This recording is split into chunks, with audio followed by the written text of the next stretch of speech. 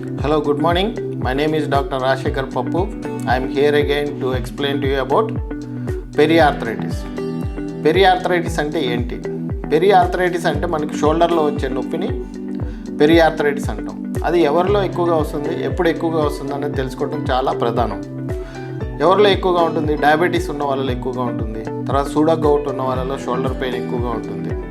పెరియార్థరైటిస్ ఎందుకు వస్తుంది అంటే మనకి డయాబెటీస్ ఉన్న వాళ్ళలో జాయింట్ క్యాప్సూల్ మెటబాలిజం చేంజెస్ వస్తాయి అన్నమాట. గ్లూకోజ్ మెటబాలిజంలో చాలా చేంజెస్ వచ్చి క్యాప్సూల్ ఎలాస్టిసిటీ తగ్గి స్ట్రెచబిలిటీ తగ్గిపోతుంది. దానివల్ల ఏమవుతుందంటే మీరు చెయ్యి పైకి లేకపోతారనమాట. చెయ్యి పైకి లేపినప్పుడు కానీ ఇలాగా కదిలించినప్పుడు పెయిన్ వస్తుందన్నమాట. మీరు చెయ్యి తల వెనక పెట్టుకోవడం కానీ, లేదంటే ఇలా షోల్డర్తో ముట్టుకోవడానికి కానీ, లేదంటే వీపుని గోక్కోవడానికి కానీ మీకు చాలా ఇబ్బందిగా ఉంటుందన్నమాట పెరియార్థరైటిస్ ఉన్న వాళ్ళలో. స్టార్టింగ్లో ఇది నైట్ టైం పెయిన్ ఎక్కువగా ఉంటుంది పెరియార్థరైటిస్ ఉన్న వాళ్ళకి. తర్వాత ఏమవుతుందంటే పెయిన్ ఎప్పుడూ ఉంటుంది, 24 hours ఉంటుంది. మీరు చెయ్యి కదిలించినప్పుడల్లా మీకు పెయిన్ వస్తుంటుంది. అలా పెయిన్ ఉన్నప్పుడు మీరు ఏం చేస్తారంటే చెయ్యి కదిలిస్తూ ఉండాలి పెయిన్ని తట్టుకుంటూ. కానీ మీరు అలా చేయకుండా చెయ్యిని తక్కువగా కదిలిస్తూ ఉంటే ఏమైందంటే రాను స్టిఫ్ అయిపోతుంది చెయ్యి.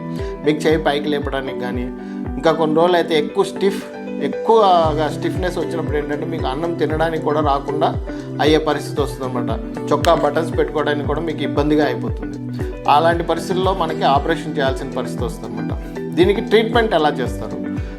స్టార్టింగ్ స్టేజెస్లో ఉన్నప్పుడు దాన్ని స్టేజ్ 1, స్టేజ్ 2, స్టేజ్ 3, స్టేజ్ 4 అంటారు. స్టేజ్ 4 అనేది ఫ్రోజన్ షోల్డర్ అన్నమాట. అంటే మీకు మూమెంట్స్ మొత్తం పూర్తిగా ఉండవు.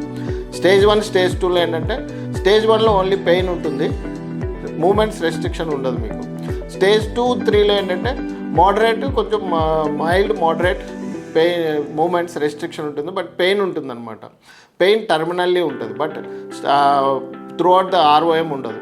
దీంట్లో ఇంకొక ప్రత్యేకత ఏంటంటే మీకు యాక్టివ్ మూమెంట్స్ కాకుండా ప్యాసివ్గా మూమెంట్స్ రెస్ట్రిక్ట్ అయి ఉంటాయి షోల్డర్లో.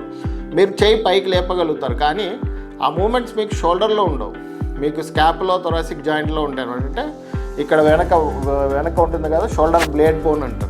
ఆ షోల్డర్ బ్లేడ్ బోన్ వల్ల మీకు మూమెంట్స్ వస్తాయి. మామూలుగా షోల్డర్లో మూమెంట్స్ ఉండవు ఈ పెరియార్థరైటిస్ అన్న వాళ్ళలో. అందుకనే ప్యాసివ్గా డాక్టర్ గారు ఎగ్జామినేషన్ చేసినప్పుడు ప్యాసివ్ మూమెంట్స్ ఉండవు అన్నారు. మీకు యాక్టివ్ మూమెంట్స్ ఉంటే ప్యాసివ్ మూమెంట్స్ ఉండవు అనమాట. దాన్నే పెరియార్థరైటిస్ అంటాం. అలాగే డయాగ్నోసిస్ అనేది దాని మీదే ఆధారపడి చేస్తారు. తర్వాత వీడియోలో మనం దీనికి ట్రీట్మెంట్ పద్ధతులు ఎలా ఉంటాయి, దీనికి ట్రీట్మెంట్ ఎలా చేయాలి అనేది నేర్చుకుందాం. Okay, thank you.